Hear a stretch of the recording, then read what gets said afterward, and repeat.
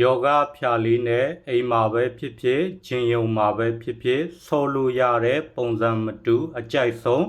1 byte လေ့ကျင့်ခန်း17မျိုးကိုအစဉ်လိုက်လေးရွေးချယ်အတန်သွင်းတင်ပေးလိုက်ပါတယ်ဒီလေ့ကျင့်ခန်းတွေကိုဆော့နေတော့အကျင့်ရည်လိုက်ရည်ပြီးဆော့တာထက်မဆော့ခင်ဖုံးတဲ့တိုင်မှာလေးမှတ်ပြီးပုံစံမတူတစ်မျိုးကို10မိနစ်စီဆော့ဖို့အကြံပေးချင်ပါတယ်ဆော့နေတော့အကျင့်ရည်လိုက်ရည်နေရင်အသက်ရှူသွင်းရှူထုတ်ဖို့မိတတ်တာမျိုး1 byte ကို